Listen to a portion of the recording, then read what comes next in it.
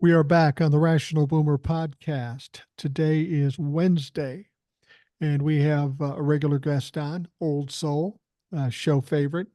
And when I sent you a text, Old, and I said, You got time tonight?" I just thought it was like a regular week. But I'm an old retired man. I don't know what the fuck day of week I'm at ever. My wife and I were out going out doing something, and so when I was texting you, I thought it was today, not yesterday. So Old Soul's early, which isn't a bad thing, and we're always happy to have her. So I apologize for surprising you and getting you a day early, but you're so adaptable. It's not hard. Yeah, that's not bad. And I have some appointments in the morning, so I think it just worked out a little bit better. Okay, perfect. With that, I have to do a plug, right? Okay, please So do. I do some volunteer work and I don't really talk about it because it's just like something that's like my own thing that I do. But I know you have listeners in Vegas, and there's a place called Helping Hands of Vegas, Helping Hands of Valley, Las Vegas Valley. If you Right. go to the website, there's a button, you can click on it and you can be a volunteer. I have to listen to the people around me and people who care about me. And I have to kind of like take something off of my plate. And I didn't want to, but that's something that I have to take off of my plate. But what they do, if anybody else wants to volunteer, since I can't anymore, is you just do errands for senior citizens. So, you may go pick up their groceries, go to the pharmacy and pick up a prescription for them. Just any little errands that we do that we take for granted that they can't do for themselves. You can do that. If you don't want to drive, and you don't need a babysitter, they encourage you to bring your children. These are senior citizens, and most of the time, the volunteers are the only people that they see. So they like it when your kids come. If you got a little baby or whatever, I always get my niece and her little best friend, Chloe, dress them up real cute. They come with me. They always want to put $1 in their pocket, give them some candy or something. They like that. But if you don't want to drive around, you don't have to. You could always work in the pantry where you just like put in together the boxes for them, cereal, milk, all that, eggs, that kind of stuff. Just put it in a box, have it ready for when the people come to get food, you can hand it to them. And they also need volunteers. So like if you're good at plumbing, or I don't know, you like a good handyman, if there's like that oily door at your house and you can go to their home and like fix those little things, they always need people like that too. So I just thought that I would plug that Well, because I had to no, ease up on that. well, I appreciate that, and yeah, you probably should pull back. I mean, you're going doing talks about voting. You're going to prisons. You're bringing in uh, women that are dealing with reproductive health care. I mean, you're busy. Plus, you got a job. Plus, you got a family. Plus, you got a daughter. You got some shit going on. Yeah, you should probably pull back a little bit. Although, next time I come to Vegas, given that I'm pretty close to a senior citizen, I'm gonna call old. I'm gonna call Old Soul up, and I'm gonna say, "Old, listen, man, could you pick me up a couple of 40s of Old English and some pork rinds and come over to the house?" Yeah, I'm not trying to I make. do a little I do a little extra that you don't have to. Like I never take their groceries and be like, okay, have a good day. Like I Yeah. always go in with my I used to do with my other nieces and nephews, but they older now. But my little niece and her friends, it's just like go in there. They like hanging out with the seniors, and I'm putting their food, their groceries away. Sometimes they have like those big pill counters, and Yeah. I'll just make sure that their medication is out in their counters for the month, that type of stuff. You don't have to do all of that, but it is something that I enjoy to do. Sit there, hang out, talk about whatever. It's a couple of them that I'm like, instead of me getting your groceries, why don't you get in the car and come with us? And, they're cool with that too. So I'm going to miss that part of it. And then hopefully, we'll see some changes in our government that will allow for me to go back to that. But Absolutely. Well, and not surprising that Old Soul would go the extra distance. And since we're talking about going the extra distance, we always talk about some of your experiences with your working with women who need reproductive health care, abortions and such, people who come and stay with you. Um, we had a situation, and last time we did a show, you did it remotely from a broom closet in a hospital in Colorado. And for those people that don't remember, she had a client that was trying to get to her in Vegas, but she got sick and put in a hospital in Colorado. Most people would say, well, get here when you can. No, old soul gets in a fucking plane, gets a hotel room, and hangs with a person she's never ever met before. And I just asked her, I said, hey, when did you get back? Couple days? What? He goes, no, we got back yesterday. You were there a full week. And then I said, well, that's a lot to ask. Ah, it was no big deal. Well, it is a big deal. Nobody in the world except Old Soul would do this. So tell us that story, how it went. You went to Colorado to work with this It's this so woman who's struggling. it's so weird. You always make my life sound like so interesting. It's, It is kind it's of. not.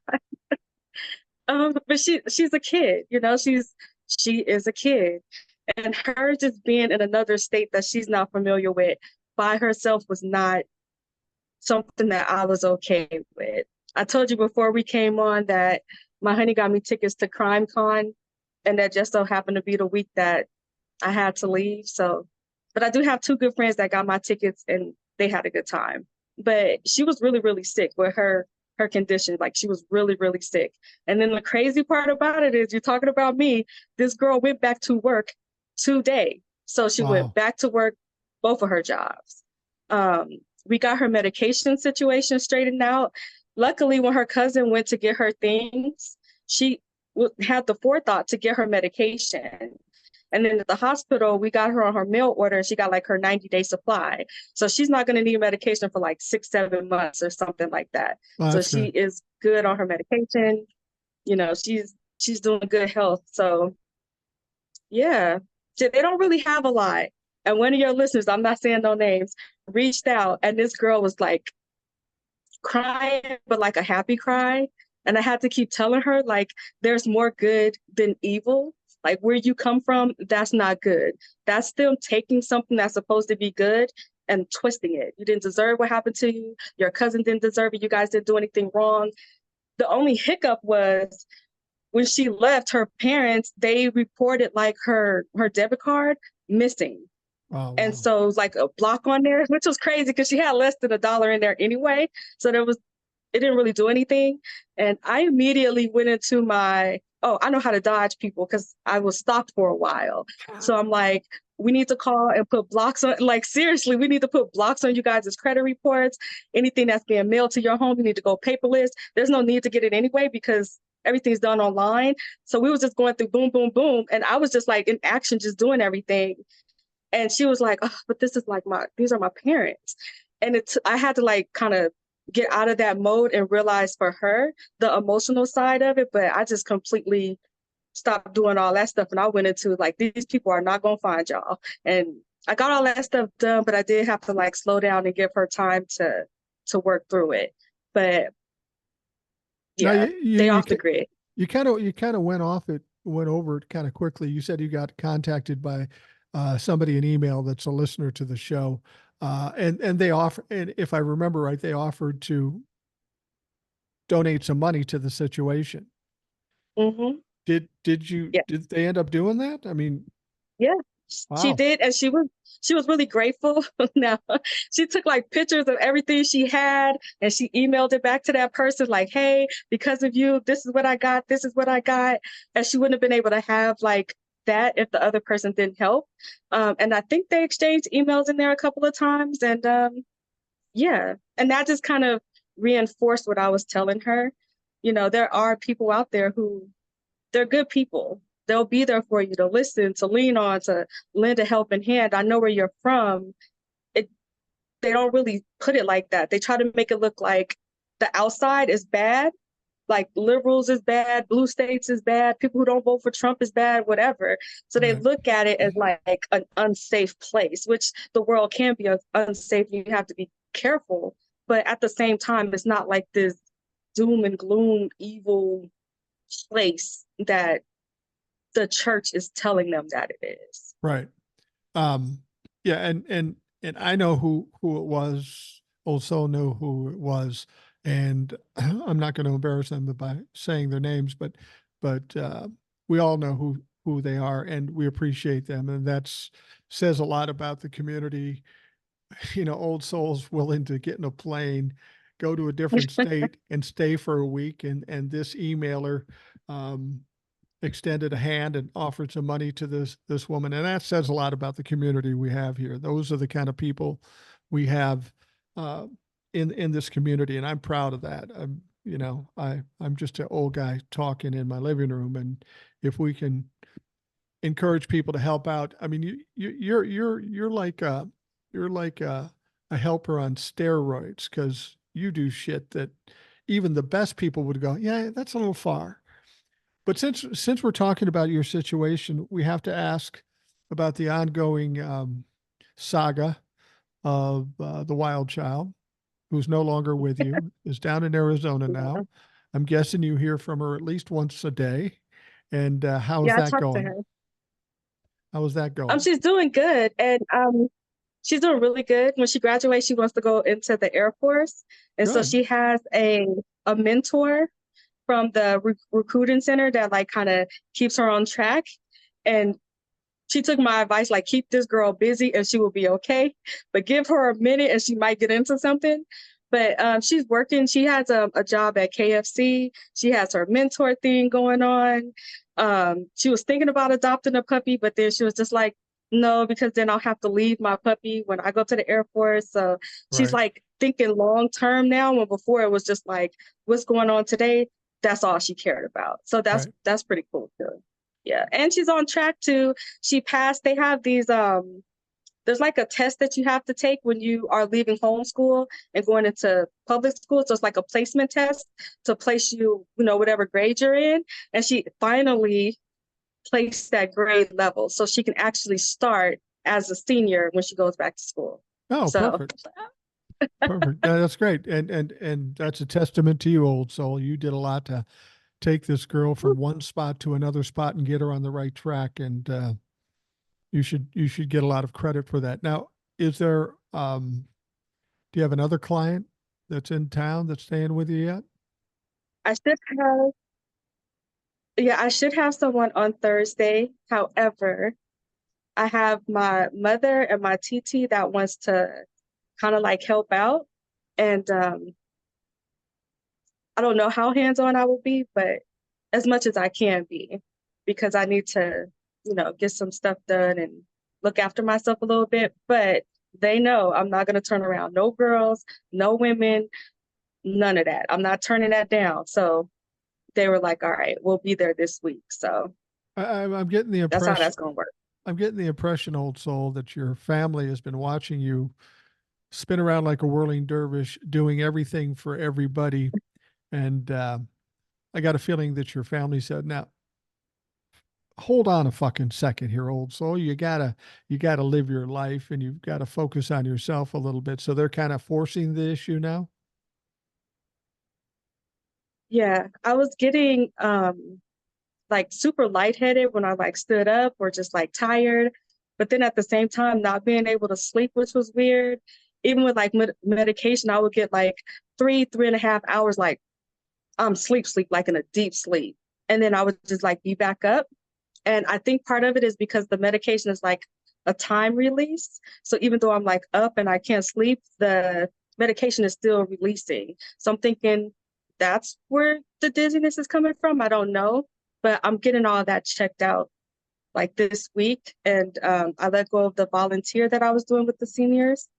And then, they're just being mothers and trying to help out.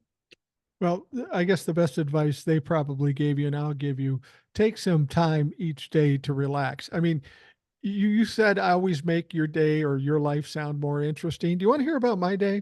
I got up about 9 o'clock after having gone to bed at 2 o'clock from doing the podcast. Got up about 9 o'clock, walked around a little bit, took a shower, did about 3 or 4 TikToks. My wife said, "Hey, you want to go to the casino?" I go, "Fuck yeah, let's go." So we go to the casino. I did a couple TikToks from out at the casino. We get in the car, we come back. I said, "Let's stop at the meat store and buy some roast beef and have sandwiches for dinner." And that's what we did. And then we watched King Richard on TV. So you can see I had a full day. And I got to tell you, when you don't have everything piling up on you, you feel better. and you're still young and you can handle more than we can, but you need some time for recreation and having fun. You sound like them. Well, we're right. That's probably why. It's I not. just keep looking ahead to the finish line, and I'm just like, okay, once we get there, I can calm down a little bit. We have like, only a few months left to go. So, Yeah, you know and what? then we had in Texas, I don't think people was paying attention, but there was a ruling that said the women with the lawsuit against the state of Texas for the abortion laws, that they could keep pursuing their lawsuit, but while they're still pursuing the lawsuit, the laws would be in place. So everybody was like, okay, well, at least it can move forward. Then like 2 days later, they came out and was like, nah, you can't do that. So it was kind of like everybody on the back end of it, we were all kind of like celebrating for like 2 days. And then they came back like, yeah, you good. So The thing about it it's is, not Old a Soul, fight where you can just like sit back and watch it happen. I know a lot of people like you, and you're saying, well, we're coming close to the finish line.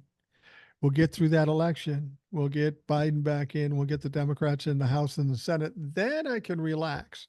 But you know as well as I do, that ain't going to happen, because you're going to find some other shit you're going to change, and you're going to be back on the fucking train going after that.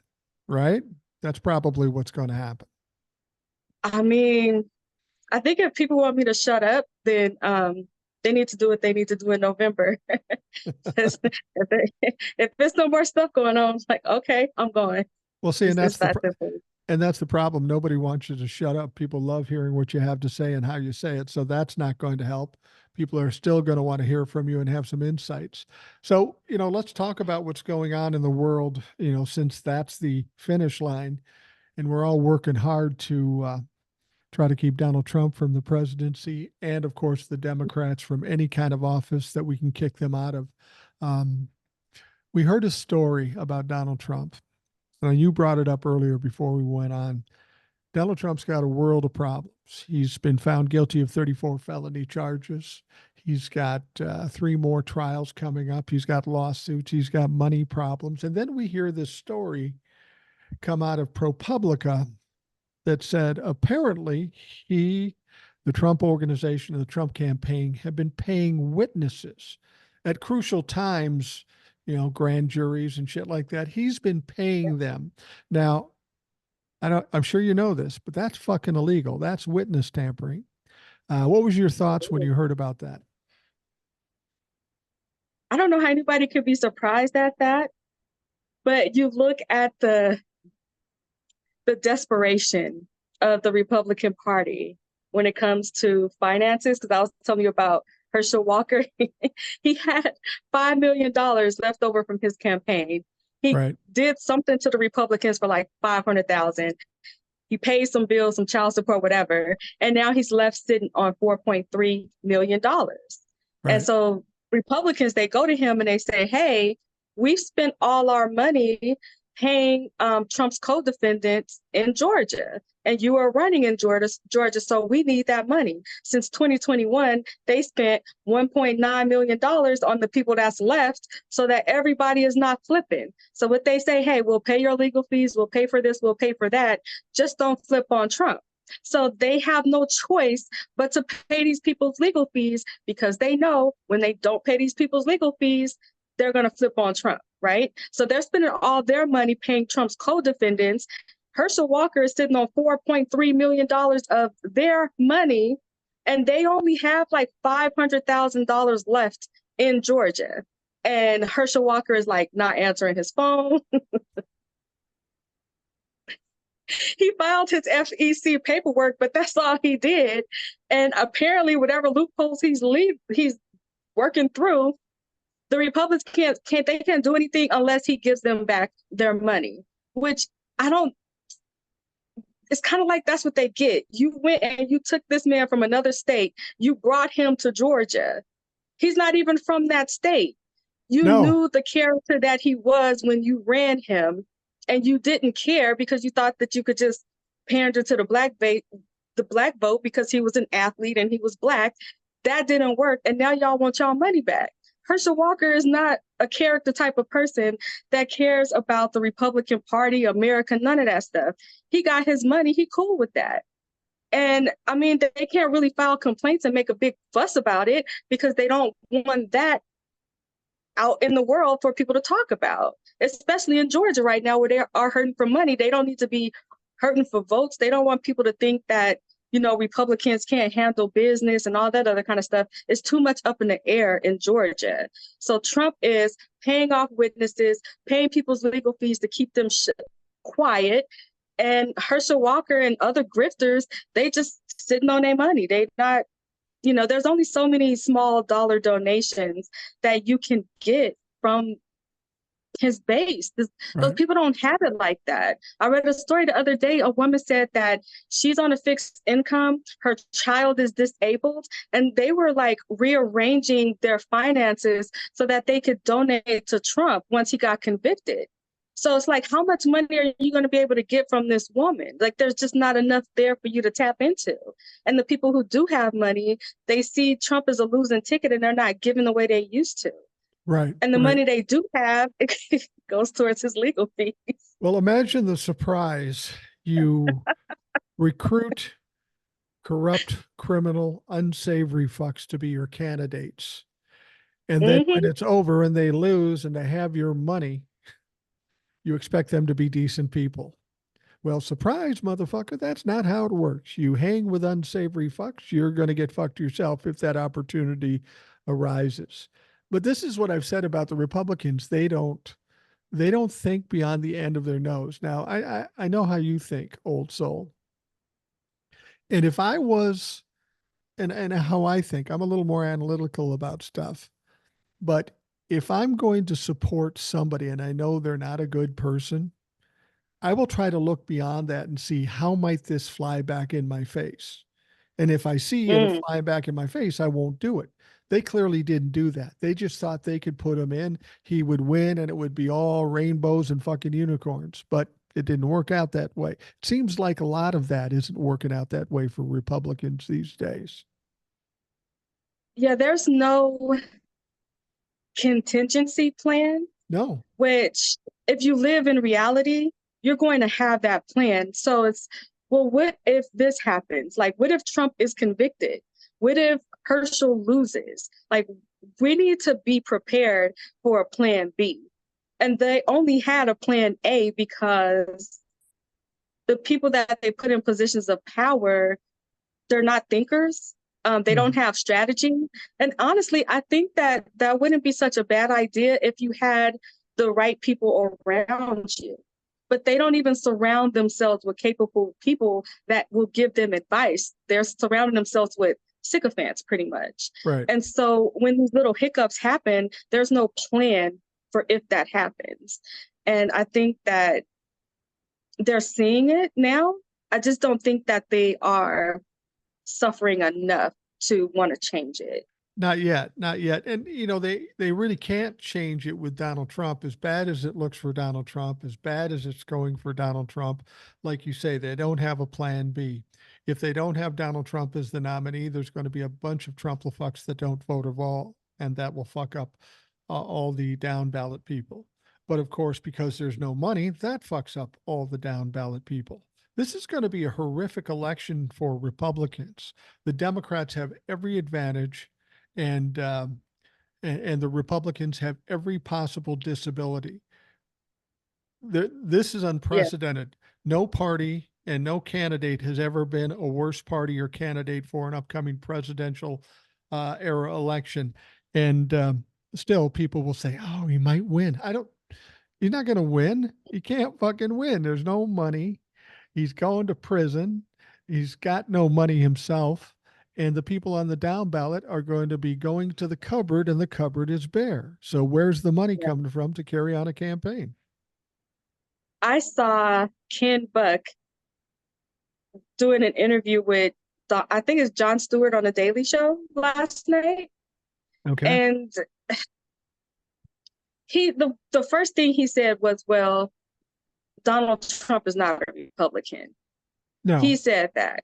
And then what he said, he confirmed. Now it's crazy because I know Ken Buck and I know his policies and I don't like him. However, if I didn't know his policies and I didn't know the way he thought, I could literally sit down and like have a good time with Ken Buck. Like I could see us like having drinks and just chopping it up. So he has the intellect, he has the background, he has the knowledge, and he is somebody that if they listened to him, they would be in a better position than what they are. But those are the type of people that they're pushing out. And you have Marjorie Taylor Greene and Matt Gaetz and these type of people that they're ushering in. And they're not even like political leaders. These people are grifters. They're all about their money. They're all about themselves. They don't care about policy. You know, like Marjorie Taylor Greene, she's from like Rome, Georgia. Right. She voted against the farm bill. And these are her constituents. Right. These are people that she's supposed to do good for. But if you have somebody over here saying, hey, I'm going to give you $1 million to vote no on that bill, she doesn't care about the people or their families that it hurts. She's just going to take that $1 million and she's just going to run. And then I think that's the reason that they're in the position they're in. It's not that Republicans aren't capable, because we see all these years that work that they put in, we see those policies, those judges, all the stuff that we're suffering through right now. It's because of Republicans. And it's like, oh, hey, that's a winning strategy. Get our message out there, put smart, evil people in positions that can push the policies through. It was working for them. Right. But what came through and destroyed all of that was Trump and MAGA. They actually came in, and all of this progress that these people made, they're going to allow this one guy to tear it down. And to me, I don't know, like as an evil Republican, like a Mitch McConnell type of person, I wonder what they think at night. Like, I got these judges. I did this. I did that. We were like this close. We overturned Roe v. Wade. Like, oh, we were in the dystopia of just having like a monarchy over here. Like, we were that close. And we threw our backing behind this person when there were so many times to get rid of him. And it's like now, Kim Buck, he acknowledged it. He said, the Republican Party has been taken over by these people. Like, you know, that is what it is. He did say that it sets a bad precedent for Trump to be convicted. He threw some Hunter Biden crap in there, whatever. But what I got out of what he was saying was, I had to leave. Like, now I had to leave so I can spend time with my family, and all this other stuff is supposed to crumble. And I don't want to be a part of that when it falls down. Like, Absolutely. At the end of the day, that's pretty much what he said. Oh, this over here is supposed to blow up. And I don't want to be around when it blow up. I don't want to be caught in the rubble, the crossfire, none of that stuff.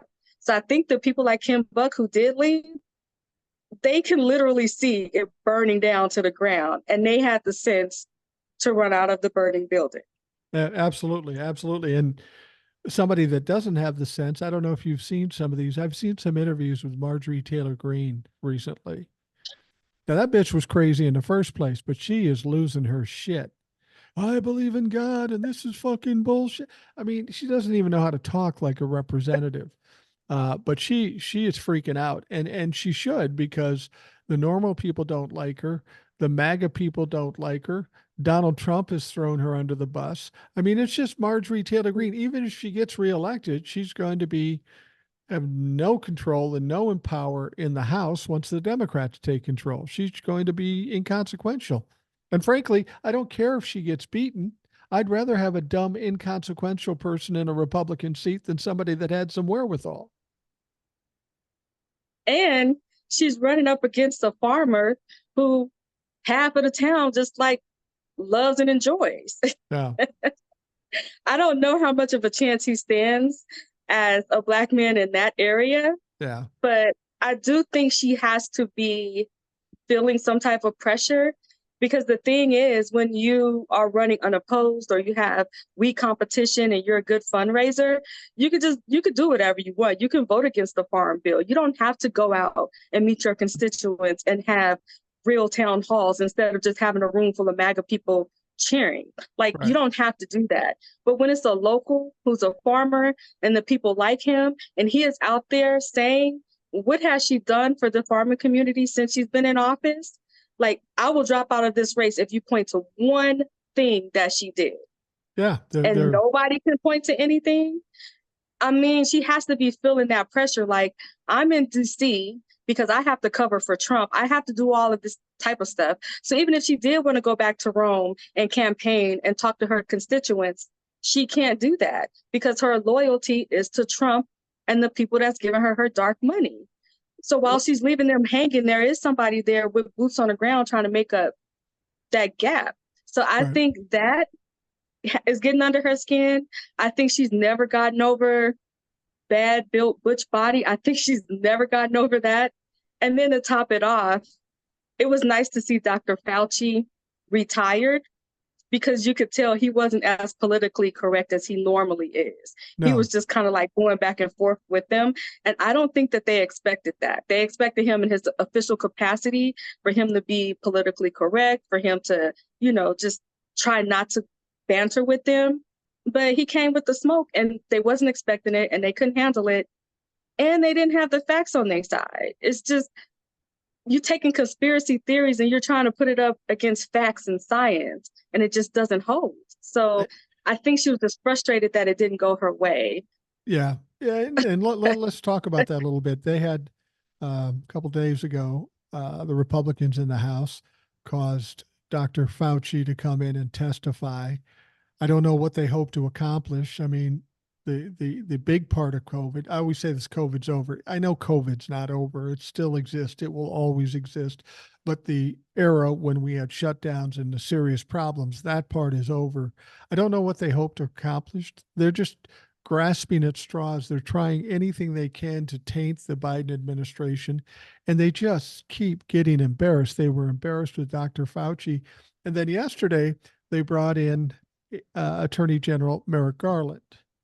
And this was an interesting show. I saw parts of it. I read about other parts of it, and I thought it was hilarious. The one part I saw where Matt Gaetz was trying to grill Merrick Garland, which is silly because Matt Gaetz is a fake fucking lawyer, and Merrick Garland, while I have my problems with him, he's a pretty accomplished lawyer and judge. If we're going to have a battle of the minds, this is a mismatch, and that's pretty much what happened. Matt Gaetz was just absolutely silly, accomplished nothing. They accomplished nothing with this whole conversation with Merrick Garland.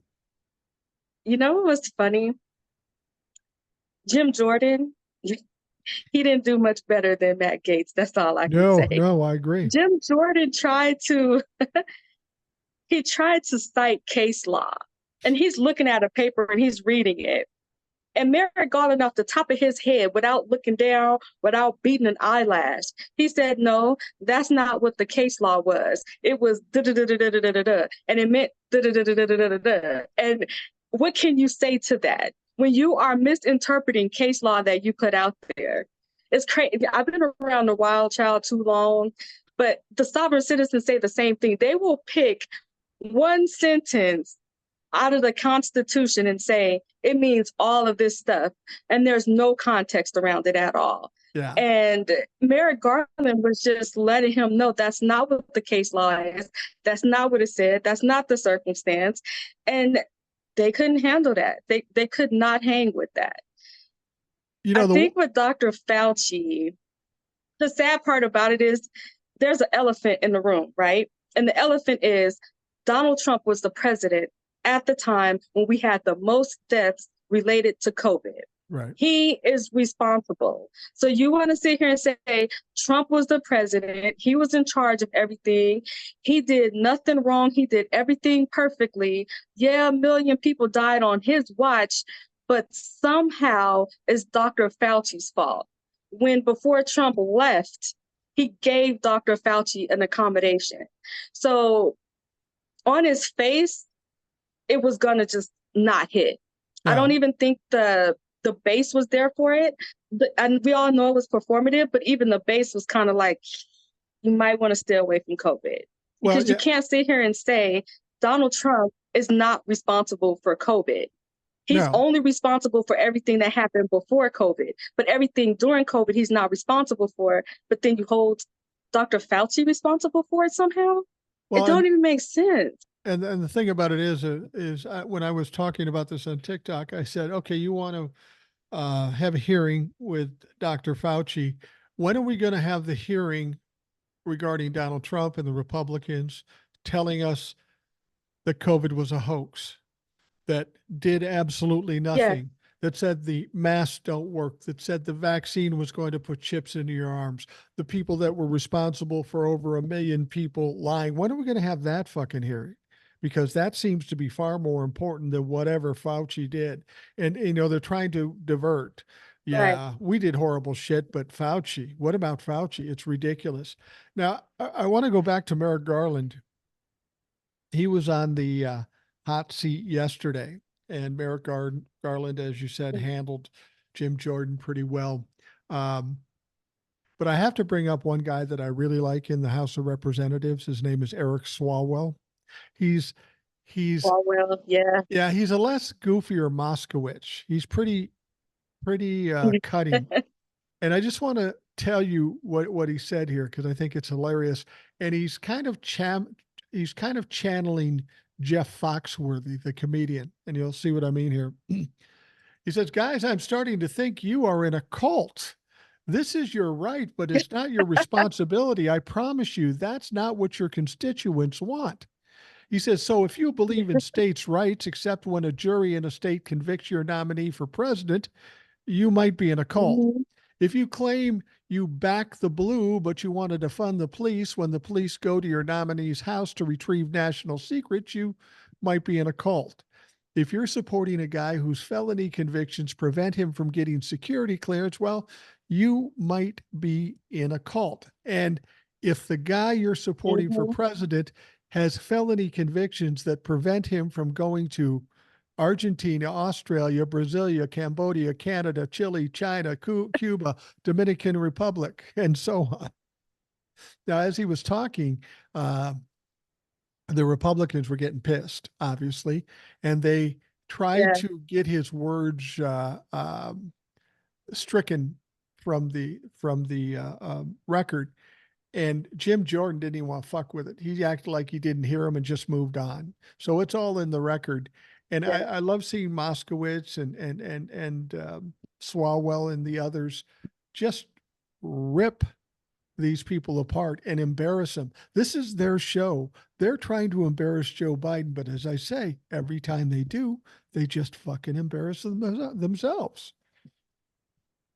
Yeah, when Swalwell did that and he was naming the countries, Yeah. it was so funny because it was like when he was naming the country, somebody would like hit the gavel and it was kind of like a little beat to it. He's Yeah. like, Little Chile, rap. man, this ain't close. I'm like, yeah, I'm like, but you're making it like you're making a beat to it. Like you're not covering it up. You're making it that much more impactful. And I think there was one, I can't remember his name. I feel so bad because he always has like such a statesman take on it. Like what he says is impactful, but he doesn't do it in a dramatic way. But he pretty much said the reason that they want to get a hold of the audio is so that they can doctor it and make fun of Joe Biden's stutter and twist it to make it something that it's not. And it was like that one sentence right there was the reason for the whole hearing. And he even Absolutely. said Joe Biden overcame his stutter. He used to get bullied for it. He's been a stutter his whole life. And it elevated him to the highest office in the land. And they want to take that and they want to twist it. And he's just like, that's why we're here. And then it's like that one sentence right there just explained it all. And the thing about Joe Biden's stutter is they act like Joe Biden didn't start stuttering until he got into office. We've been knew he had a stutter. Like we voted for him anyway. So Yeah. why you want to take that stutter and like twist it and make fun of it? I don't see how that's going to win you any points with Gen Z at all. Because when it comes to anything remotely close to that, my daughter and her friends will have your head on a plate. They Right. don't play when it comes to making fun of anybody with any type of disability. And I do think with Gen Z, that's kind of like across board. So that is a complete miss in more ways than one. And that guy pointing it out in the hearing, I think it did more damage than what they think it did. Yeah. Yeah. This is this is one of the reasons why I don't hold political office or hold any position of authority. Because if I'm Merrick Garland, now Merrick Garland would never do this, but I would. if I'm Merrick Garland and they say, will you release the audio? Why won't you release the audio? I would have looked at Matt Gaetz and say, okay, I'll make a deal with you. We'll release Joe Biden's audio if we can release your documents and your audio from your investigation about trafficking young women. Or Jim Jordan, how about let's take the investigations you're involved in and release the audio? I mean, they don't even understand that at some point, if they were able to pull this off, and they can't and they won't, um, that it could smack them back in the face. They don't even think of that. I don't know if they don't comprehend it or they are just so worried about the moment they don't think about the future. It's ignorant to me. It's absolutely stupid. I think they're on a power trip, but not Yeah. only that, I don't think that they have an opportunity to slow down and think and strategize because A, they're flying by the seat of their pants all the time. But you know that Donald Trump is behind the scenes making calls, putting pressure on people. He's leaning on them, very hard. I think we only got a glimpse into it when Jim Jordan was trying to be Speaker of the House. And it's just like what they are experiencing behind the scenes right now. I I can't imagine living my life like that because I would have been told Donald Trump would have shut Yeah. it. That's just me because The, I'm not that greedy of a person and I'm not that groveling of a person.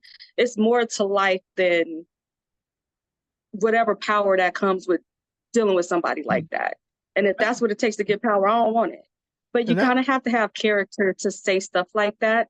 And the people that did have character, they gone now. So that's why I couldn't be a Republican.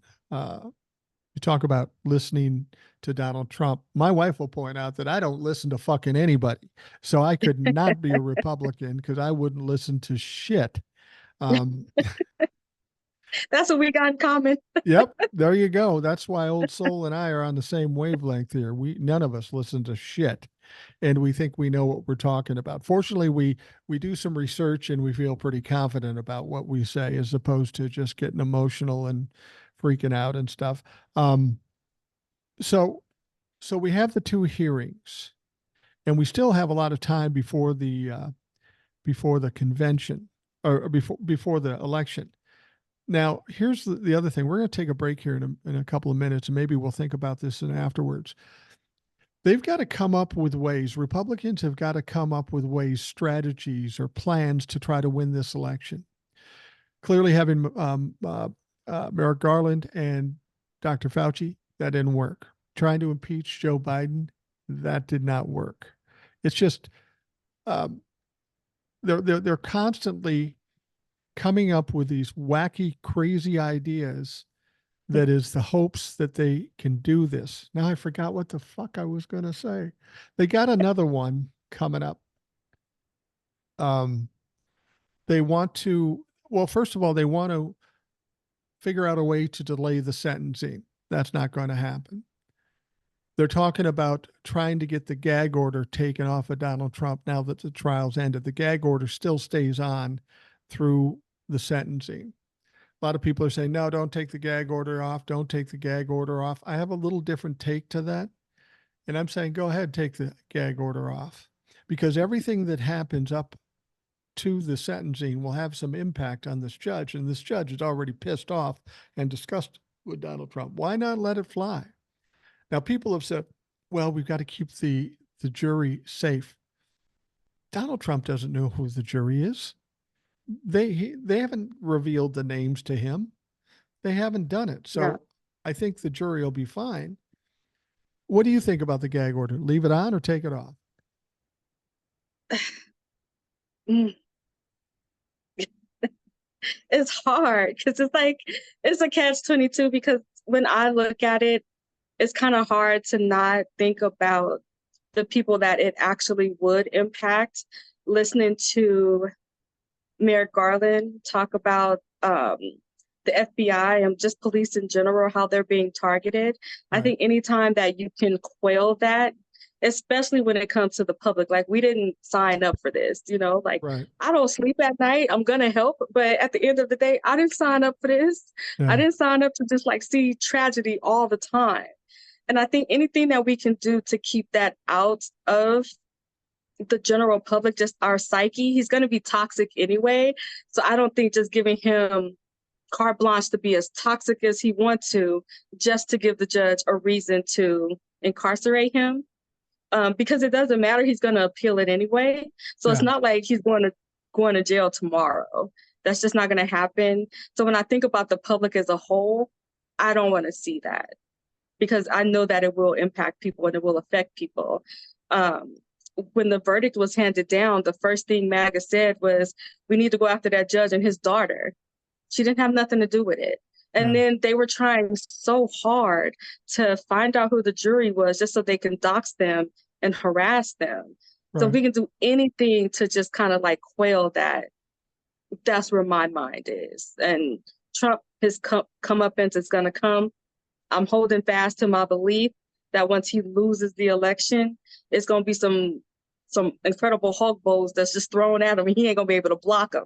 Right. I'm cool with that. I don't want to see the public as a whole just being regurgitated on and all this toxicity coming out. Yeah, I get that. I don't want to see it. I get that. We're going to take a break, but when we come back, I want to talk about how I think Donald Trump could spend a short time in jail, even while he's appealing the verdict. We'll see about that. We'll take a quick break, and we'll be right back.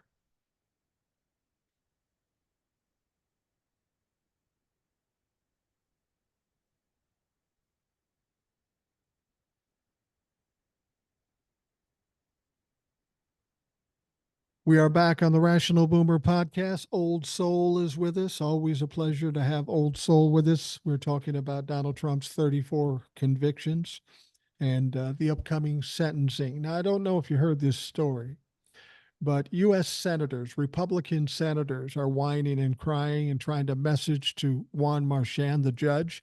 They're saying, oh, don't put Donald Trump in jail. That'll hurt his campaigning. That'll hurt him in the election. Well, motherfucker, that's the point. Can you believe the audacity of them saying, please don't put him in jail. Please don't put him in jail.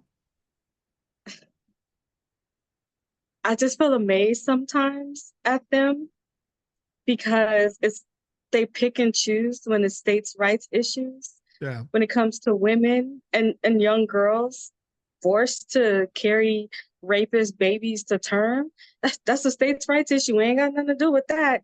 But when it comes to Donald Trump, we need to get that judge down here. We need to have a whole hearing for Merrick Garland, even though this is a state issue. And the only reason we're showing out right now is because Alvin Bragg already gave us the middle finger and told us we don't have jurisdiction. Not only that, but I think people are overlooking the fact that Republicans have said flat out, we are not doing any more legislation until Donald Trump is not held accountable for anything that he does. Right. So it doesn't matter if it comes to free lunches for children. None of that matters. Government contracts that may bring jobs to your area, put food on your table, we don't care about that. We need Trump to be in office. They don't even care about their own survival. What's his name? I want to say, was it Larry Hogan that Laura Trump came out and spoke against? Maryland, the state of Maryland. And they're just like, nope, your bid is over. We don't care if a Democrat takes that seat. You should not have said, let's respect the rule of law, respect the decision of the jury, and let him go through his appeals process. Yeah, and she sat on Fox News, since he want to call people horseface, and just said he should not have said that. Well, did you hear about? Nobody said, okay, well, what part of that was wrong? What part of that should he not have said? Respect the rule of law. Was that the part? Let Trump go through the process of his appeal. Was that the part? Respect our jurists. Was that the part? If I even said a Newsmax host, the Newsmax host said, for God's sakes, should the jury be harassed because this is the decision that they came with based off of the evidence? And she said, no, but Alvin Bragg and Judge Marchand put them in that situation. Right. That's what she said. And I'm thinking to myself, the people that vote for them, I don't get it. I Did you? get the brainwashing in the church and all of that stuff, but I don't understand how you justify that to yourself. How do you justify Jim Jordan being in there for 16 years with not one bill, not one policy that's going to help you at all? Well, How do you just how is the that a Democrat's fault the when you're way in a red area? the way the Republicans are killing themselves. There's another story like that Larry Hogan thing. It's Bob Good. I think he's in Wisconsin. Oh, He's a sitting member of Congress. He's also yeah. the leader of the Freedom Caucus, which is the Mhm. essence of MAGA. He's the he's the chairperson for the Freedom Caucus. Now he's out campaigning because he's up for reelection in November. Okay. Bob Good put out election or campaign signs in his district, uh, Mhm. trying to get votes and put Donald Trump's name on the sign. Donald Trump, this is a Republican, this is a Freedom Caucus guy. Donald Trump's campaign sent him a cease and desist order. And Yeah. I'll tell you why, because Bob Good was a big fan of Donald Trump. And then when it looked like Ron DeSantis was going to overtake him, Bob Good went and stood behind Ron DeSantis. Now, when Ron DeSantis took a shit, he went back and stood behind Donald Trump. Now, I think there's two reasons they're endorsing somebody else for the Republican nomination. One is because Donald Trump is a very vengeful motherfucker. The fact that he stood with Ron DeSantis at any point, he's done. He's dead to him. But I think the other part of it is something else that Donald Trump mentioned. If you're going to use my name in your campaign, you got to give me a taste. You got to give me a percentage. And I have a feeling this new guy probably was willing to give a percentage or more of a percentage than Bob Good was. Well, in Donald Trump's defense, and I don't come to his defense often or ever, but he did warn them a couple months ago. He Yeah, already true. said, if you're going to use my name and my likeness, I want to cut it at. Don't do it. So he warned them. He told them, and he did it. I know we're not used to Donald Trump keeping his word, but when it comes to the shakedown, he ain't gonna let that go. It's like the Republican Party is not giving down ballot racist money. They on their own. So when you have somebody like Bob Good and others who can like self-fund or raise money on their own, and then you want to come and sabotage that because you ain't getting a piece of it, or because you said something that was like normal. But I mean, that's Bob Good they is a voted for Laura Trump to be the head of the RNC. So right. I don't know what they expected. She's not there for them. She's not there for the Republican Party. She's there for Donald Trump and to funnel every penny to him. And I don't even think it's funneling. She's just doing it. Right. Well, what does that say though about a party? I mean, one of the things I've said all along, a Republican candidate cannot win a presidential election unless the entire party is unified. Donald Yeah. Trump is shitting on Bob Good, who is the head of the Freedom Caucus, which is the essence of MAGA. So Donald Trump is shitting on MAGA, and everybody's shitting on everybody else. And if you've got that kind of chaos and confusion in the Republican Party, they just cannot fucking win. They can't count on one another. They'll stab each other in the back. Democrats don't even have to worry. It's like Hunger Games with Republicans. It is. I mean, even the mob, seriously, Yeah, even they had a word and a handshake. Like that's pretty much what they had. They had their word, they had a handshake. You didn't mess with that. That's what the essence of the mob. That's what kept them running for so long. You know what I mean? Until, self-preservation kicked in and they started snitching. But they don't even have that. They don't have a word, they don't have a handshake, like and they're all cowards. Donald Trump too. right, Omarosa, I can stand that heifer. But she played a tape. She went to the White House thinking she going to work. They had her box and stuff like, hey, you've been fired. You got to go. They took her badge, her clearance, everything, kicked out the White House. She recorded herself calling Trump. He didn't answer. She blocked her number like any woman would do and called him back. Like an idiot, he answered. And he was like, what? You got fired.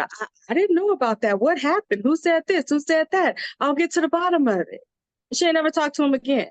Yeah. He couldn't even on the phone tell her, thank you for taking me to the Black church. Thank you for getting these fools to vote for me. You got to go now. He didn't have the decency to tell her to her face, one. But number two, he couldn't even tell her that over the phone. You know what the irony of that all is? cowards. You know what the irony of that is? Hmm. When he's talking to Omarosa in real time on the phone, he Mm-hmm. couldn't say the one thing that made him famous. You're fired. He couldn't fucking He say it couldn't because do it. he's a pussy ass bitch. He couldn't do it.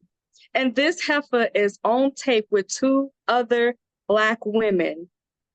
This was when the N-word tape was supposed to come out during the campaign. Right. And they were on the phone having a conversation. It's recorded. Look it up. Saying, okay, this is what he said on the recording. How are we going to spin it? That was their whole conversation. This is the woman that did that for you, sold herself for you. And you couldn't even fire her to her face or over the phone. No, you had to act like it didn't happen. I wanted to bring Yeah. something up. I said something before the break. I said, we've got the sentencing coming up. We're still trying to determine whether he's going to get jail time. I want to ask your opinion on that. I have my opinion. But I said there may be a way that he ends up spending a short time in jail while he's on appeal for whatever sentence he gets. Now, during the trial, we know he violated the gag order 13 times. Okay. And we know the judge said, I'm going to reserve my decision on that to a later date. He never did anything to him. And he did that on purpose because he wanted to keep the trial running smoothly. And it was, he wanted to get through it, get the verdict, get that done. Now, who's to say that at sentencing, he might say, look, Donald, you're going to be sentenced to 6 months in jail. Let's just say they say that 6 months in jail. But since you violated the gag order, we're going to put you in jail for 3 days for the gag order while you're on appeal for the main decision, the main sentencing. And I think that's a possibility. Juan Marchand is a pretty serious judge. He doesn't take gag orders lightly, and people may think that he's been too easy on him, but we don't know yet. That may be part of the sentencing. And if it is, that's going to freak Donald Trump out. Well, I got sentenced to 6 months, but I'm on appeal for 2 years, so I'll be good. Yeah, but because he can't appeal the gag order violation. He can't delay that.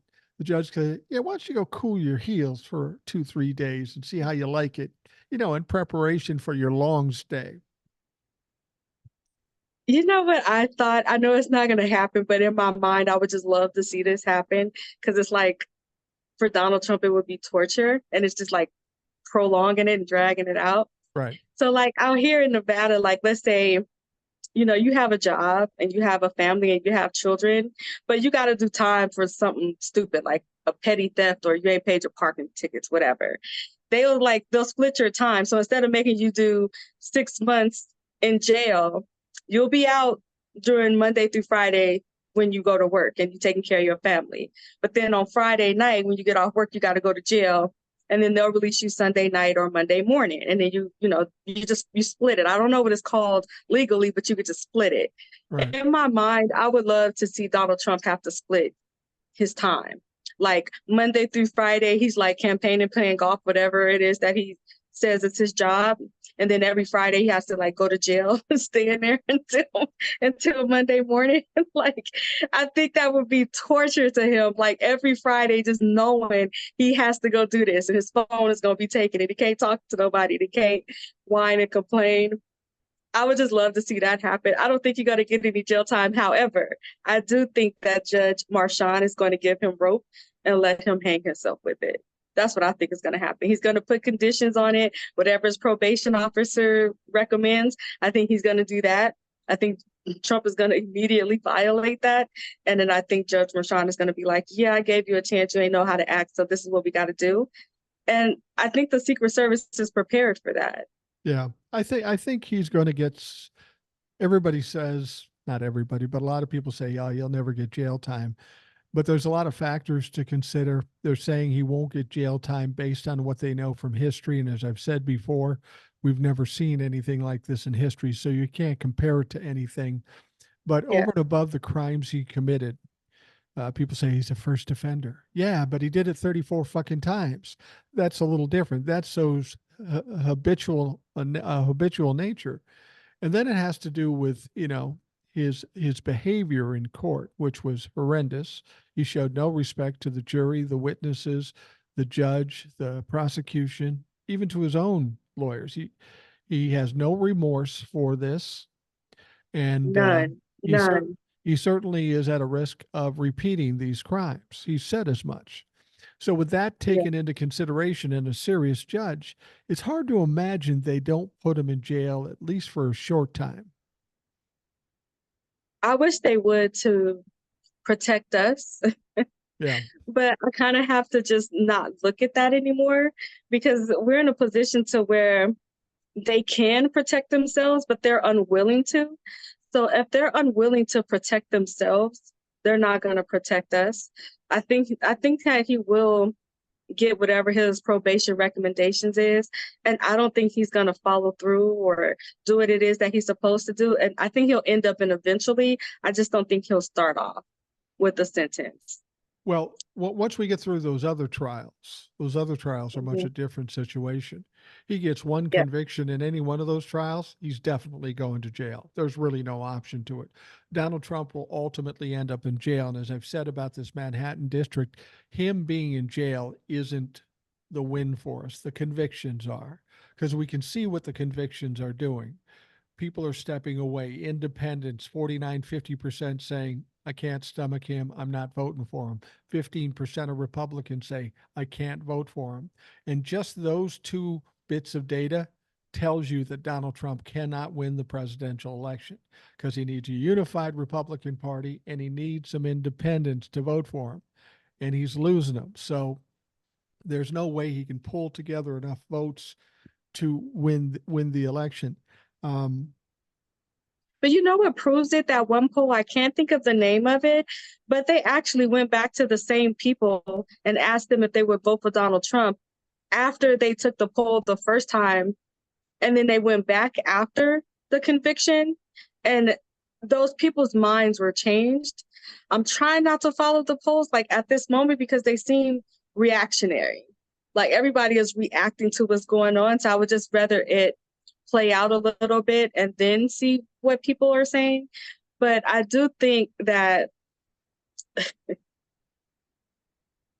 I guess maybe I'm just not built for the Republican life. I don't know. But for me, in my mind, I can't imagine saying this guy is a convicted felon. He don't he can't go to certain countries. Like he doesn't have a passport that he could just use wherever he wants. It's that's the guy that I want to vote for. And I want to vote for him more because he's a criminal. Like what other person does that apply to? I think in MAGA universe that works, but the regular people in this country, I don't think they're going to go for that. No. I don't think they're going to go for it. I just don't. No matter how much MAGA spends. And they still melting down about it. It's been a week. Yeah. God only needed 7 days, right? Yeah. Yeah. I mean, like, why? How long is this gonna go on? It's just insane. But it's like they are so amped up, like he's a criminal, and it's like, yeah, I'm gonna vote for him anyway, and that's a badge of honor. What Well, other convicted felon criminal would it, you ride for like that? well, Just we know what's coming between now and the election because you've had experience with narcissists. I've had experience with narcissists, and yeah, the more they get cornered, the fewer ways out where they can't divert, distract, delay, whatever. Nothing's working anymore. That's yeah, when they get the most crazy. That's when they get the most dangerous. That's when they say and do crazy shit. Donald Trump is already doing that. And it can only get worse between now and the election because he's got another issue. I was all excited about the trial. The trial's over now. What do I have to look forward to? You know what I have to look forward to? him trying to come Oh, up with a reason for not showing up at the fucking debate, because I don't think he's coming. If he heck does, no. if he does come, it'll be great, but I don't think he has the balls to do it. That man ain't showing up to the debate. Like, I care about you and this community. And my advice is I don't want nobody to hold their breath on this debate. Just don't do it. It's not No. a good bet. And I like the way that he tried to spin it. I'm going to request that Joe Biden take a drug test. He needs to take a drug test because he was too good at the State of the Union. I will say this. I will say this, and you can, people you've grown up with and known and such. I think you can agree to me.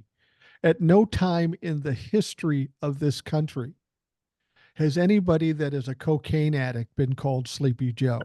That's just not, unless it was ironic. Never. No. And I mean, like, you'll never see Joe Biden at the White House at 1 o'clock in the morning eating chips and cleaning up. Like, it's ludicrous to think that Donald Trump is like Adderall and cocaine. So the audacity of him to request a drug test is insane to me. I think that Joe Biden should be like, yeah, all right, I'll take a drug test. We will take a drug test. And then we both need to check for earpieces. However, I do think an earpiece could trip Donald Trump up because he's having a difficult time with his cognitive function these days. And I think from his ear to his brain, it'll be some misfirings and he will be confused. If he wanted to wear an earpiece, I would say let him, because that'd be kind of funny to watch. Yeah, that'd be just confusing to him. I told my wife a joke and about Joe Biden doing cocaine, and she looks at me and go, don't do that on a podcast. Don't say that. So I'm going to. And I simply said, Joe Biden doing cocaine, that's ridiculous. Try to picture in your mind Joe Biden doing cocaine off Jill Biden's ass. That doesn't happen. Oh my God. I'm not trying to be disrespectful to Biden. I like Biden. I love Jill Biden. I like Jill Biden better than I like Joe Biden. But Biden can take a joke. That's Trump who feelings hurt. The White House Correspondents' Dinner, he had to get rid of that because he couldn't handle it. He's so soft and sensitive and, cried wine all the time. I think what they're going to start, I do think because before what they would do is they would pay the kids like a couple $100s to go to the rallies. And then they would stay for a little bit and then they would leave. And then they started saying, well, if you want the $200, you have to stay the whole time. And so the kids stopped showing up. And now you see these people, they stay for a little bit and then they leave because they just want to get their money. I think they're going to put those same restrictions on those people. Like in order to get paid, you have to stay the whole rally. And I do think that they're not going to be able to afford that, or they're not going to be able to get enough people to agree to that. And I think that's why we're seeing those videos of him like waving to nobody and stuff. Yeah. They don't have it to pay people to stand around and do that. No, they don't. They are in a money crunch, no question. He has snakes in his camp. He don't realize that, because how are we getting those videos? Yeah. Exactly. He's worried about Democrats, but these videos of him waving to nobody and all this like behind the scenes stuff that we seeing, how are we getting that? And I don't even think he's smart enough to ask himself, like, why are these videos getting leaked? Yeah. He got snakes all over. Like, the people around him don't like him if we're seeing this stuff, if we're hearing these tapes. Yeah, they're going to eat themselves up. It's just ridiculous. Now, I've said they're cannibals. You're right. They're cannibals, absolutely, Republican cannibals. Now, I've said this before, and people have kind of pushed back on me. I've said I'm not even sure that Donald Trump will make it to be the nominee in November, and I want him to be, because I think it would be a wonderful match for Biden, and he would destroy Donald Trump. It would destroy Donald Trump's ego, his emotional state, and all that stuff. But the reason I say that is because there's just too much stress on Donald Trump. The convictions, now they're convictions. He's got the money issues. He got the campaign issues. He's got people calling him out, putting him down and embarrassing him, which he hates most of all. Is it just me? I look at that guy's face. He's lost a lot. His hair's a little more disheveled. His face is a little more wrinkled and contortive. It looks like it's truly taking its toll on him right now. And that's what I'm saying. Eventually, you're a 78-year-old man, it's going to fucking crush you because it's going to get worse. You said his hair was disheveled. That's cute. I think what it is his wraparound is not able to stretch as much as it used to. That the day after the convention, and don't laugh because I've watched that video like 6 times, I swear. Like if I'm feeling in a bad mood, I'll watch it. It's crazy, but I'll watch it. And you could just tell like right here in the front that rap wasn't rapping. Yeah. I do think that the stress, of course, a lot of people who stress, their hair falls out, their weight's up and down. Like stress does a lot on you physically. And Right. I do think it's starting to show physically that even though he doesn't act like he's stressed, he is stressed. However, there's a machine around him that is pretty hell bent on propping him up. That video Right. he did with Fox, the edits, it was Yeah. horrible. Yeah. I saw something like this. He got snakes on his team because I saw other clips of that video that they edited out. Why are we seeing that? And in that video, he was saying the N-word stands for nuclear. Like he plays the word game with the N-word. You know what I mean? It's so weird that he does that, but he's racist, so he doesn't see anything wrong with it. But they're starting to leak out parts of the uncut version of how horrible and how bad that is. But when you see that machine propping him up, editing things out, I think that's why he will be the nominee. And not only that, it's not a Republican Party, that's MAGA. Right. And it's a cult. They're not going to just sit back and let him drop out. That's not going to happen. I think if Donald Trump doesn't make it to the finish line, they have no hope for any seats anywhere. And they know that, and that's what's motivating them. So that's why I think he'll make it. Well, and as I say, the Republicans aren't going to get rid of him. They can't. Donald Trump's not going to willingly drop out.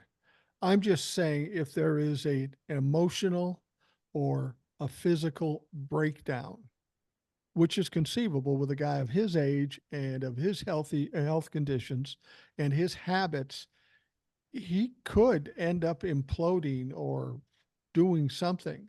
Something bad could happen to this guy.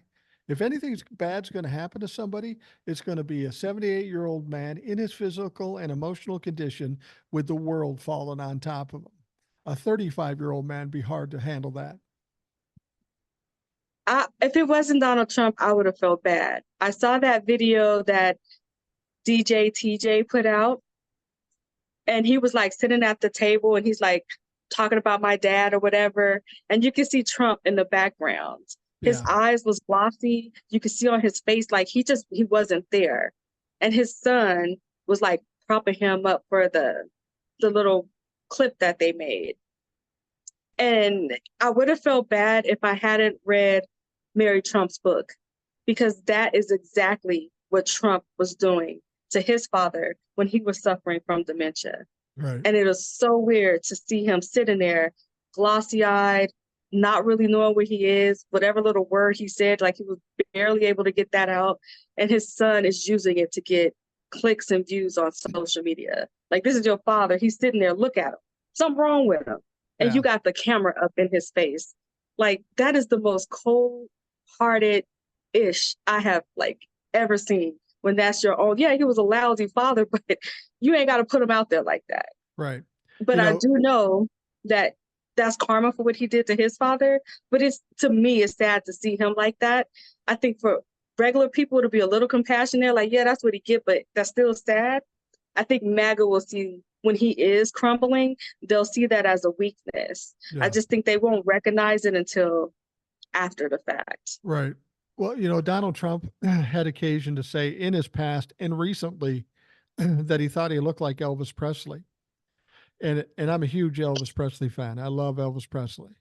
But I would have to agree with him. He also said he was more fit than Obama, too. Yeah, but Donald Trump does look like, if you've ever seen the video, Donald Trump does look like Elvis at his last concert about a month before he died. Yeah, he does look like Elvis Presley in that particular state. But you can see it in his eyes.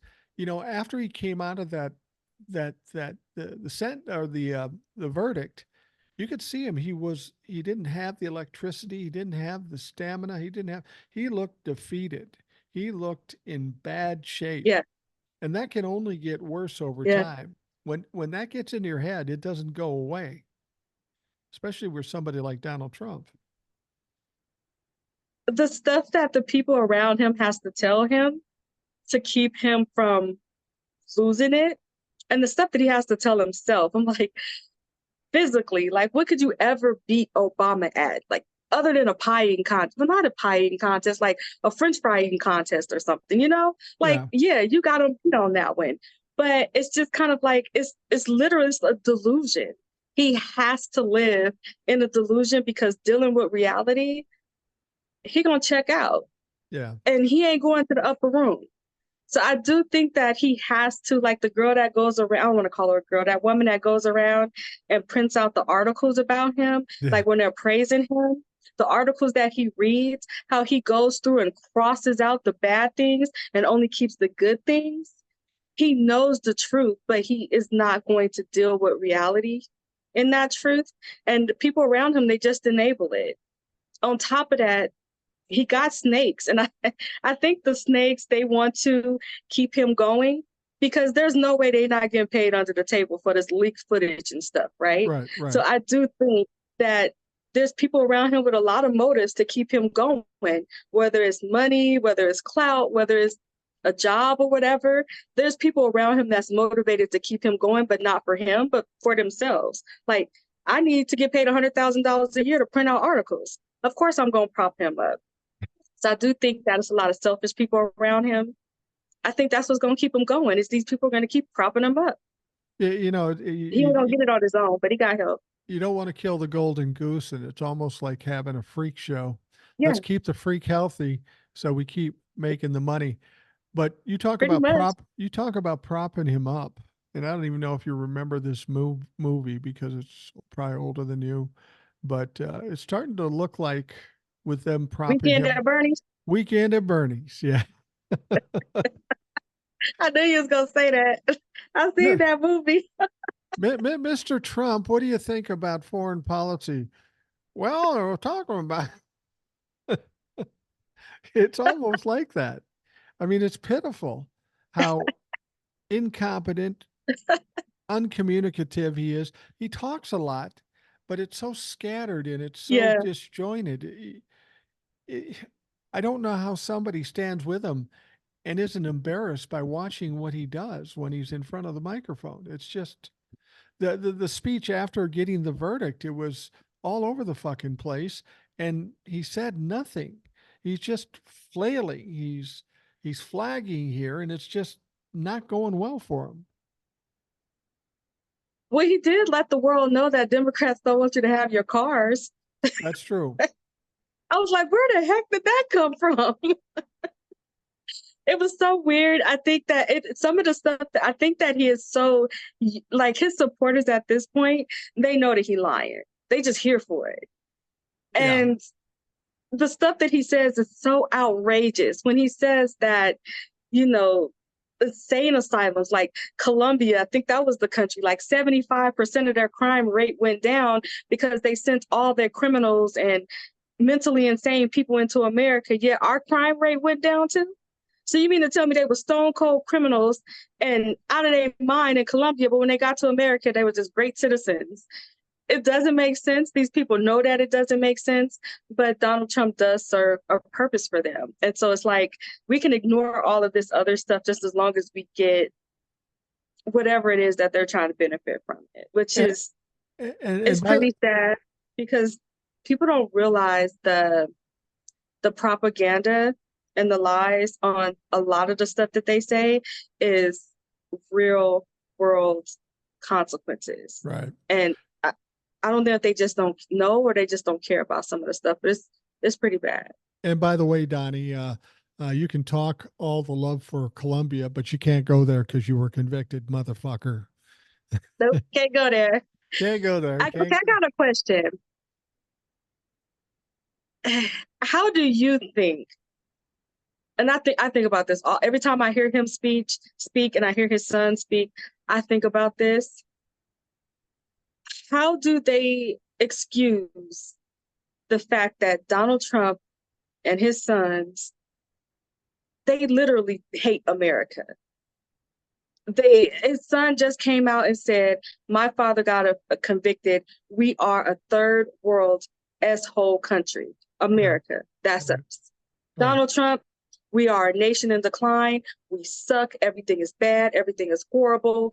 It's just, this is the worst place on earth. It's just absolutely horrible. America just sucks. Like, Well, they say that constantly. they And say that I'm having a hard time figuring out how people are okay with that.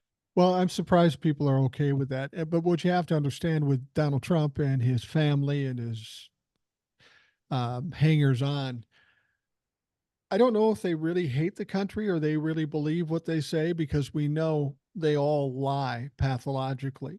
Um, I think what we're But at with, they're flying the American flag upside down. I know, That in New York, that bus that crashed, upside down American flags everywhere.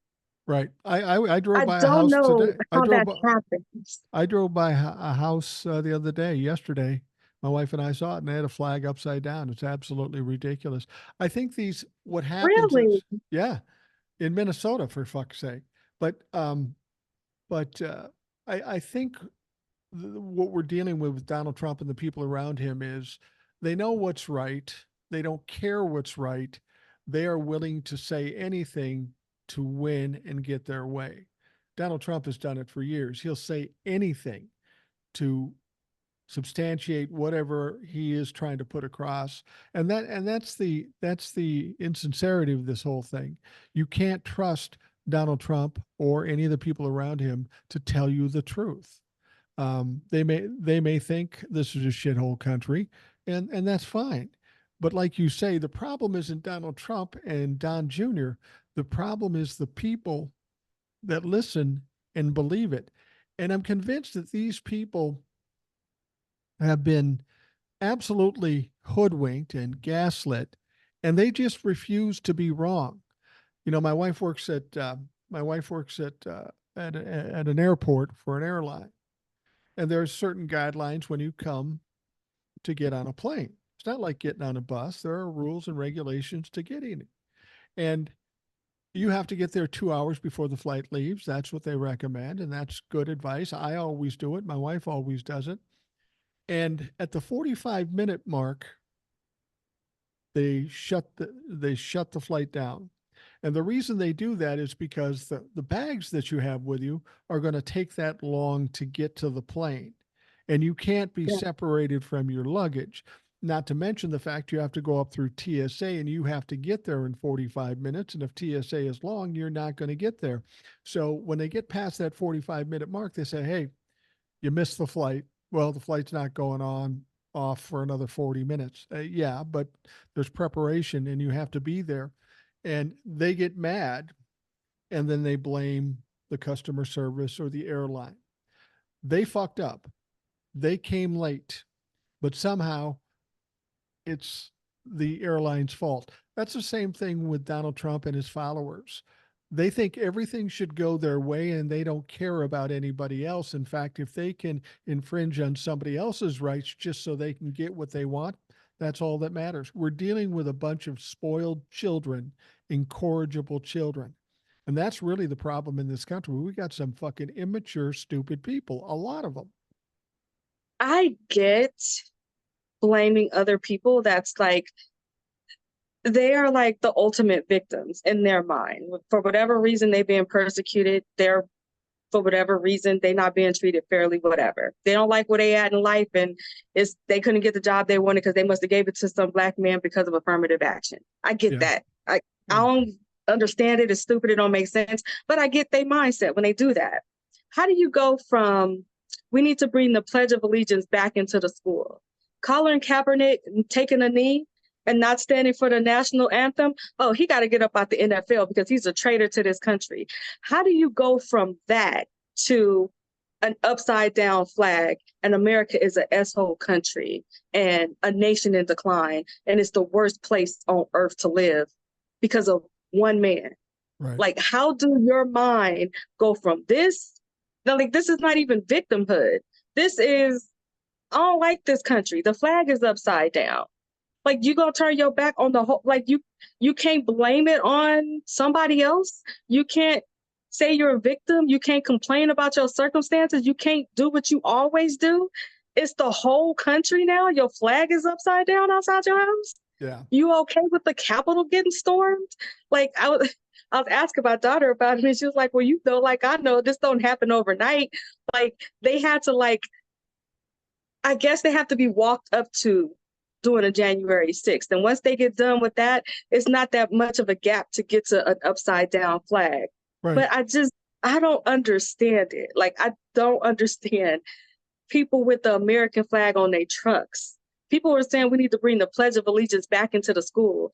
Like, these people, like, wool, red America, born and raised America, like, these people are hanging upside down flags. I don't understand that. I don't get that at all. I think I don't get it. these people want what they want, and they want it now, and they will do anything, even if it's unethical, to do it. That's just who these people are. You know, and part So of this, F the whole country because Trump had to go to court, but he went to jail yet. I got to tell you, this whole racism thing is so ingrained in this country. I want to tell you a story. I told you my wife and I went to a casino, right? And I'm playing a slot machine. I'm not a serious gambler. I just, $20 here, $40 there. And I'm playing, and I'm sitting next to this guy, and we start talking. Nice guy, about my age. He's from the area, which is rural. And he seems like a friendly guy. We're joking back and forth, and we start talking about his business. And I was intrigued because it was kind of a unique business. It was an entrepreneurial type thing. I thought, well, that's kind of, I like when people go into something I've never heard of and find a way to make money from it. And it was pretty cool. And it was all that. So we're talking, and he says, yeah, I'm doing pretty well with it. But for, when I had my other business that was more traditional, it was tough, man. We had a lot of overhead, and we had a lot of whatever. And I kind of like this guy. Okay. And he said, but it was tough because we had money, but we were N-word rich. I go, you said Wow. what? You said what? I mean, here I am sitting with this guy, and he doesn't even think it's a slur. He just thinks it's a phrase he's heard all his life. I don't think he didn't come off as a bad guy, but I step back and go, what did you just say? And he said, what? And now he's embarrassed. And of course, I have one superpower in my life. Everybody likes to avoid confrontation. I don't mind it. So I said, what did you say? He goes, well, I didn't mean anything by it. I said, well, you said what you said. Either you didn't mean what you said, or what the fuck? And I kind of shamed this guy about it. I go, that's bullshit. Don't ever fucking say that in front of me, because I'm going to give you shit every time. He goes, well, you know how I grew up? I go, don't tell me how you grew up, because I grew up that way too. And when you get to be an adult, guess what? You get to choose what's right and what's wrong and make those decisions for yourself. So fuck you. Do not say that shit. That's ignorant. And I had the impression that you were a fairly intelligent guy, but in that one sentence, you proved to me you're not. We didn't walk away friends, put it that way. I'm used to that kind of racism, to be honest with you. Yeah. I'm used to, like, people saying stuff to me like, oh, you're not like the other Black girls or whatever. Like, but you're one of the good ones. Like, you're one of the good. You're one of the good I'm ones. used to that type of stuff. Like, it's the racist country, and I'm used to it. But you know what, it just popped to my mind why I'm having a problem with it is because this whole time, my whole life, every single racist person has like one mindset. This is our country. This is our country. This is our country. These people are coming here. They're ruining our country. It's ours. It's mine.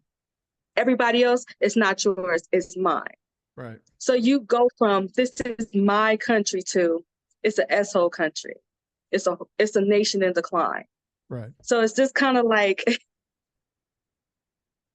I think that's the part that is that's getting me right there. So like the racist people, I'm just kind of used to them. They blatant with it. They open with it. I was just reading earlier today about American Airlines making all the Black dudes get up and get off the plane because they thought they smelled bad. And this is like, of course, right after they removed the DEI. So you don't have a Black person in position of power to tell you, you can do that, but it's going to be a lawsuit. So you probably want to come in here and learn not to do that. So you remove that program, and as soon as you do, boom, here go your couple $1 million lawsuits, because it was 8 people that you did this to. You went through the airplane and you removed 8 Black men from the plane, right? That's racism. We used to that all the time. Then removing DEI is just saying, yeah, it's okay for you to be racist in your company if that's what you want to do. So I'm used to that, but I'm just not used to racist people saying, this is my country, but it's an S-hole country. I'll tell you I'm another. not used. This is like a whole nother level for my mind. It's great. I'll tell you I another. don't get that. I'll tell you another story that my wife witnessed. She wasn't part of it, but this actually happened. And this is the kind of people you're dealing with. Some guy comes up to the counter at the airport, wants to buy a ticket. The woman helping this gentleman is Black. The guy is white. He gives her a credit card. She runs it. It gets declined. She runs it again. It gets declined. She runs it again a third time and it gets declined. So what does this guy do? Not embarrassed. He's pissed off. He's angry. He says she's being racist to him. He walks off, gets the police and makes a complaint. The police come over and my wife walks in and goes, his card was declined. What the fuck do you want me to do? But that's the mentality. They think they have the power to be the overlord and demand the police to arrest the Black girl because she didn't clear his card when she had nothing to fucking do with it. What's she supposed to do? Put the money in his account? I know. But that's the mentality of people we're dealing with. And it's not just in politics. It's day to day when you go into Walmart, when you go into the airport. There are certain people out there that expect to be, they think they're entitled and they think people should bend over for them. The reason why Donald Trump and all these other people say that this is a shithole country, they're going to say, well, it's because all you people came here. It was fine until all you people came here. And we're going to wrap things up here, but that brings me to another point about the immigration thing. We know how the Republicans continually say Joe Biden's leaving the borders open. Joe Biden with the Democrats, tried to put together a bipartisan bill to protect the border, the most stringent ever. Republicans voted down. Chuck Schumer said, well, maybe they didn't understand it completely. Let's run it again. And they shot it down again. And then they said, well, Joe Biden should make an executive order. So Joe Biden said, okay, I'll make an executive order. And then one of the Mike Johnson or somebody said, well, that's too little, too late. Well, sure it is. Well, then Biden does make an executive order yesterday. And the executive order is to not allow illegal immigrants coming into the country to seek asylum. And I think that's reasonable. If you're coming in illegally, you shouldn't be able to seek asylum. Maybe that's right. Maybe that's not wrong. But he did something to protect the border, in spite of the fact they tell everybody that he's not protecting the border, and they're the only ones that refuse to do anything about it. Joe Biden is taking away every talking point they fucking have. The only talking points leading up to the election, and Joe Biden has disproved or debunked every one of them. Like, he took a bribe, he should be impeached, the border's open. All of that has been taken away from the Republicans. They've got to be shitting themselves at this point. You know what I liked about Joe Biden was when he took the executive order, he didn't just take the executive order, he actually made a statement and he laid the blame at the feet of Donald Trump. Right. He said, I would have preferred to do this on a bipartisan basis. I tried twice to do this with both Republicans and Democrats. And because Trump wanted to get at me, he killed the border bill. Right. Like, he just flat out said it. And there is no disputing that, especially when Trump is on tape saying I killed it. Right. Right. So I like that he did that, because it was just, at that point, it wasn't about the executive order, because we all knew it was crap. I think they knew it was crap, but it was like putting the blame back to where it needed to be. Like, I'm gonna put the ball in your court, and now let's see what you do. And knowing that there's nothing that he can do with that. He can deny it because he lies and denies stuff all the time. Right. But I like that he did that. He just put the blame back on Trump, because that's where the blame lies. I was getting frustrated when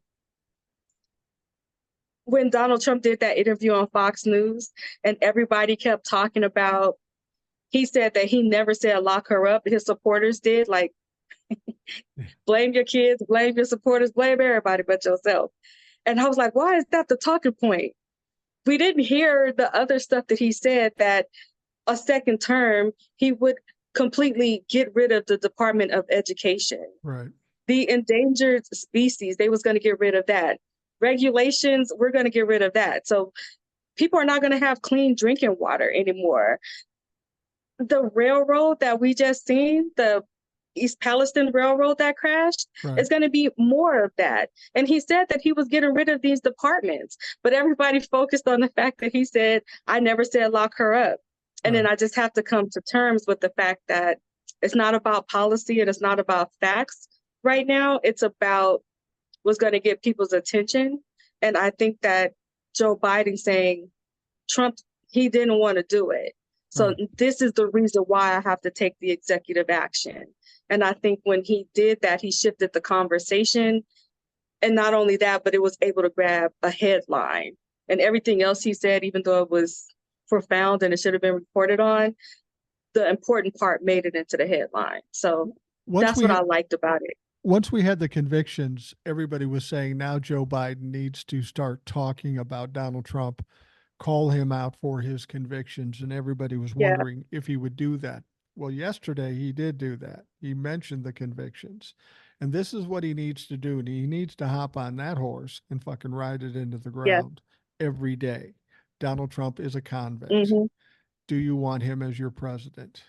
He can't get security clearance. He can't go to certain countries.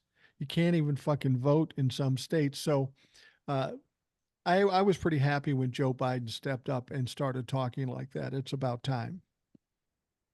Yeah, I'm glad that he stopped saying my friend across the aisle and using all this political term, because it doesn't mean anything. There's no honor among these people. I think I was listening to you read the letter from Garage Door Jeff. I don't know why I can never say that at once, but when he was like, we need to start addressing him as convicted felon Donald Trump, I think that's like a good idea, because a lot of times people, they just hear things repeated. And then that's what they're known as. You know what I mean? Like, you know, Stormy Daniels as like Horseface Daniels or Bird Brain or all of these other names that he calls people. And it's like, if we could just keep using that same thing over and over and over again when it comes to Trump, I think it'll stick.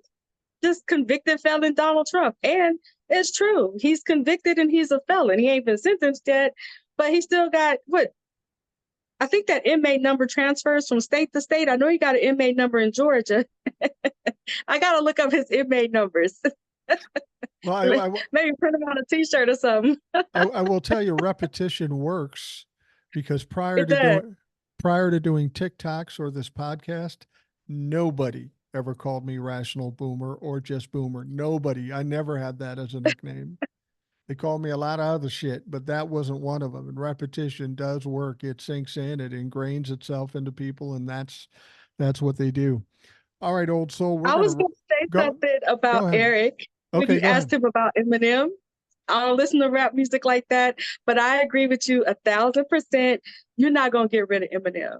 No. And I remember when he did at I don't know which awards it was, but when he got on stage, everybody was like, he's homophobic, he don't like gay people and all this other kind of stuff. I knew that wasn't true because Elton John did an interview and he said when he got married, Eminem sent him like this very like expensive, I'm not going to go into details, but it was a butt plug and it was very expensive. So Elton John and Eminem behind the stage, not in public, they were like really cool, close friends, like you buying him wedding gifts and stuff. But when he got on stage and he did the song with Elton John and he gave like 2 middle fingers to everybody, that's what makes Eminem Eminem. Right. And I think a lot of people, they get so, I don't want to say sensitive, but they just get so caught up in everything. I think Beyonce, when she did Partition, and she was like, Monica Lewinsky all on my gown. I think if she would have made that song like today, it would have been like, oh, she's slut shaming or she's this or that. Sometimes it's just a song. And I think that, I don't think Eminem's going to change for anybody, but then I also think that that's what gives him respect within a lot of people in that world. So I'm with you.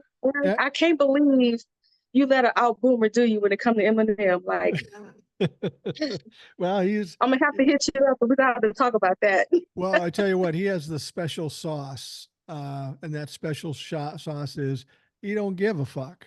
And I've told people this before. It's amazing how stress-free you are if you don't care. Like I say, people say, "Oh, you shouldn't say that. You shouldn't swear." Well, I don't give a fuck. I'm just going to let it fly. You can like me, not like me. I don't care. But they still call Eminem a legend, and he's probably earned that title because he doesn't give a fuck. And I appreciate that in him. I'm not a huge Eminem fan. There are some songs I like, but it's really not my thing. I grew up in the 70s, but I do appreciate the fact that he says whatever he says, he does whatever he does, and he's not going to go in the corner and weep because some people might be mad at him. Nah. And him and Elton John are very good friends. They don't. Yeah. I think like sometimes you can separate some people from the art, sometimes you can't. But I think Eminem is one of those people, as much trash as he talked about his daughter's mom and all that stuff, he got custody of his daughter and he adopted a niece. So I think his sobriety and everything, I just think that he had different mindset. I think like alter ego is what some of these people go into when they're in the booth or on stage or something. I think he one of them, but I was sitting there and I was like listening to the podcast and I'm like, come on, Eric, come with it. You young, like, come on. Right. Boomer got you on Eminem. Like, what? Well, and the thing about it is one of the things I said was that you're offended by what's in a song. Every fucking big star has offended somebody. Like I say, Elton John, when he came out gay in the 70s, Elvis Presley, the Beatles, Bob Dylan, Joni Mitchell, they offended a lot of motherfucking people. That's the game. That's how they get the attention. And if remember Elvis Presley, that dance he used to do? Yeah, exactly. Did they try to get him banned from television? Right. Exactly. And, frankly, I've offended a few people or two. And, okay, people will say you swear too much. Okay. I don't doubt it. Don't fucking listen. I don't care. Doesn't matter. I don't care if you listen or not. Anyway, old soul, we're going to wrap things up. I appreciate you coming in. You look better rested this time than last time. I assume you caught up on your sleep. I'm going to after the podcast. It's crazy. I was like putting eye drops in my eyes before I came on, and my daughter was like, because normally on Wednesday she's like throwing axes, like that's what she does on Wednesday, and she's not here, so I'm like putting eye drops in. I'm like, okay, I'm gonna get fresh, whatever. And she's like, and I was like, okay. She's like, well, you done? You going to bed? I'm like, all right, if you think I could do that, but I think I'm gonna try. I love it when kids tell you what you're going to do. I have a son that does the same thing. And there was certain kind of food that I like that my wife likes. And my son, who's staying with us for a while, says, yeah, we're not going to have that in this house anymore. Oh, really, bitch? You're going to tell the rational boomer that he can't have fucking ice cream. Sorry, you're going to come to the fucking thing and see ice cream in my fucking freezer. Anyway, I'm getting triple teamed though, because I have her, my TT, and my mother. So, like, if it was just me and her, I could win that fight. But I can't go up against all three of them. It's not gonna work. No, So no, you can't. Well, I'm glad to hear that you're going to be relaxing. Thank you for coming in. We did it early this week. yeah, That was on me. I wasn't thinking. I didn't know what day it was, but that's not unusual. I rarely do. Thank you for coming by. We'll talk to you again next week, of course. I'll look forward to that. yeah. Those of you listening, I want to thank you for taking the time out of your day to do that. I hope you have a great day, and we'll talk to you again tomorrow.